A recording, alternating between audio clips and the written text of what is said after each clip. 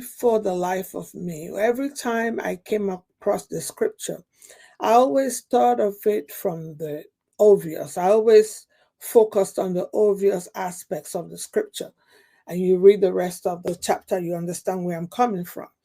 Talking about a man and a woman and what that relationship can look like and what that can yield, and how it's important not to be found with an adulterous woman.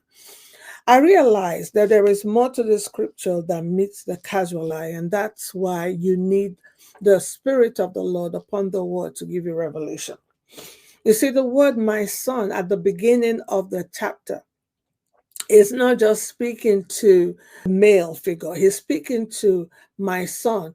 If you read anything in the Old Testament, it talks about Ben, it's talking about the head of the household, it's talking about the leader of a nation, it's talking about my son also from a standpoint of one that has the responsibility for a lineage, my son. And so he's talking to this son and he's saying, listen, be attentive to my godly wisdom learned by costly experience. Remember, Solomon authored most of these things, so keep listening.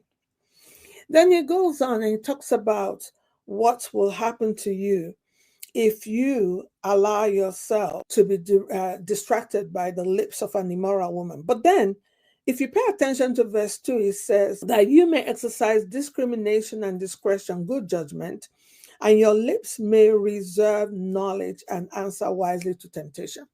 I'm going to show you a few more scriptures, and we're going to look at our keywords like we typically do. Let's look real quickly to a scripture in Proverbs 2, 16 through 19. I'm going to read it real quickly. Proverbs 2, 16 through 19. It says to keep you from the immoral woman, from the seductress with her flattering words, who leaves the companion husband of her youth and forgets the covenant of her God.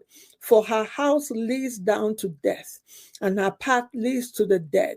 None who go to her return again, nor do they regain the path of life.